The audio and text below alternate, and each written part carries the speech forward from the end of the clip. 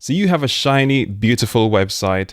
Maybe it's brand new, or maybe it's been around for a while, and you're wondering, how can I show up in Google? How can I actually start generating leads online through my website? That's what I'm going to talk about here on Future Steps Creative. So stick around, and I'm going to give you some actionable tips and give you the rundown on how this works. Hey, this is Marlon McPherson, and you're listening to or watching Future Steps Creative, which is my online business podcast that talks about strategies for content marketing and website strategy. So if this is the sort of thing you're looking for, feel free to subscribe on the platforms that you're listening or watching this on. So as I said, today I'm going to talk about how you can actually get your website to show up in Google and how you can start generating leads as a result of that. So the situation is that there are lots of business owners and people who think that if you set up a website and just pop it online, that it's going to automatically start bringing in some cash, bringing in some leads, and raking in, the income. And unfortunately, that's a naive way to look at it. And as you've probably realized, it's not the case if you've had your website for some time and you don't do anything else with the website. So the reality is that the website is a part of a larger strategy, or it should be a part of a larger strategy. And that being said, it's just one piece of the puzzle, and you need to start fitting the rest of the puzzle together to make it work together as one, to start generating leads or start showing up on Google and other search engines. So what's involved with that? First of all, your website needs to have all the systems in place, and it needs to be technically ready for it to be able to go out there and start being picked up by Google. So first of all, you need to look at what you're going to have as your call to action on your website. What do you want people to do when people actually get to your website? So it could be anything from, you might want to be able to capture leads. So for example, you want to build your email list so you can remarket to them and make offers to them eventually. Or maybe it is that you want your phone to ring. Maybe you want people to get to the site, get the information they need, and just phone you directly so you can close a sale or actually answer any questions that people have. Or it could be that you have products and services that you can sell directly on your website, and you want people to just go to the website and hopefully buy these products and services directly without having any other involvement. Either way, you need to be clear on what your website is supposed to be there for, and have one call to action that you're focusing the site around. So if it's a phone call, you should have your phone number prominently there and have people want to be able to call through directly, and you take it from there, or whatever the case may be, from the other things that I've mentioned earlier. So in terms of showing up on Google, you need to have some sort of marketing system in place that goes alongside, in terms of getting the traffic to the site, you need to have some sort of marketing system in place that is going to connect back to the site. And that's how you're going to start generating traffic. Now, the best way I know how to do this is by doing what's called SEO. SEO is an acronym that's short for search engine optimization. And what that is, it's another fancy term that refers to the fact that when people search for a particular thing on Google or any other search engines for that matter, they actually get results listed on that results page. And if you show up on that results page, then they click through and go through to your website. And that's simply how it works on Google's end. So if your site is being optimized for search engine results to show up, you need to basically have the site ready with the technical aspects of it. Google looks at things, for example, like, it's a whole laundry list of things, half the things that we probably don't know most of the things that they look for, but the things that we are aware that Google are looking for is that, first of all, they ask the question, is this site well designed? Does it have good usability? Is it user friendly? Does it have modern, clean, uncluttered, unconfusing design? Does it load quickly? Are the pages secure? And those types of things. So these are technical things on your actual website, and there's a whole bunch of stuff you could do technically on your website. But that's just one part of the equation. The other thing they look at is your domain authority. For example, what that means is that they look at how reputable the site is. If your site's been around for a long time and you've been actually picked up by Google before, they would have already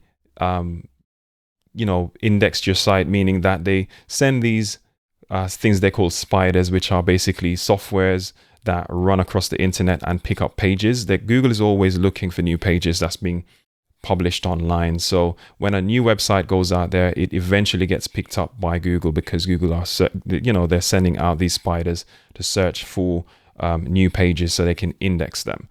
Indexing them means that they basically are putting them in their database, so that when people search, if there's something relevant there, they will show that page on their search results.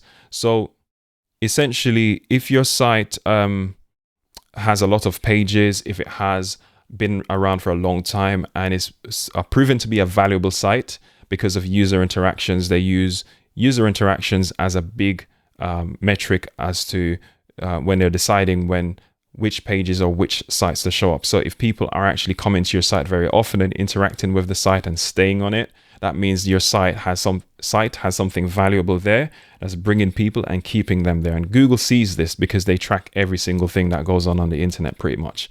So domain authority just means that you've been around long enough and have enough content on your site. You have enough pages. You have fairly large site, or maybe you're a big brand or a government organization or some prominent organization, and they use this information to help decide who to push up on their search results, especially on page 1. So if your site is brand new, you're not going to have that domain authority, and you have to start somewhere to build up towards all of this. And it takes a while to actually get to this, but there are ways around it. There's ways you can actually accelerate the process. And the primary way is the main metric that Google looks for above everything else, however, is content.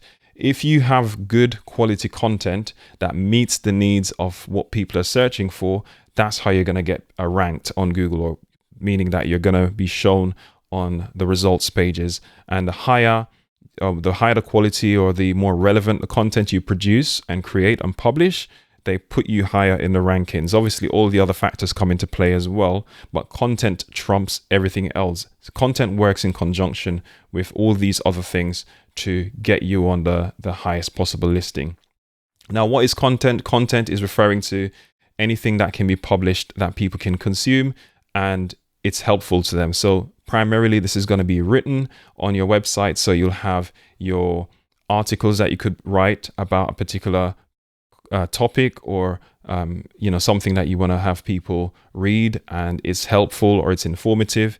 It could be your service pages or other information pages on your website, or blog posts. So all of these three are forms of content. Another form of content is video, and video is really, really important nowadays. It's being pushed above written content. So if you look at Google search results, if there are videos that are available on that particular search topic, you'll see the videos come up above the articles. So normally you have paid ads, then you have any videos that's available, and then you'll have the organic articles or blog posts listed just below that. So these are all forms of content. So that's the best way you can actually get on Google's radar, especially as a brand, if you have a brand new website and you want to start getting out there and being picked up by Google. Now you understand that you need content, and that's the primary thing. What can you actually start doing to produce content and to get on Google's radar? So I think step 1 is really important. You can start creating content arbitrarily. However, if you do this, you might not get any traction, because Google, they're looking for specific things based on user interaction. So when people are searching, they're typing in specific key phrases, key terms, or just specific combinations of words that Google are basically looking for the most relevant piece of content that has that text or have that text in it.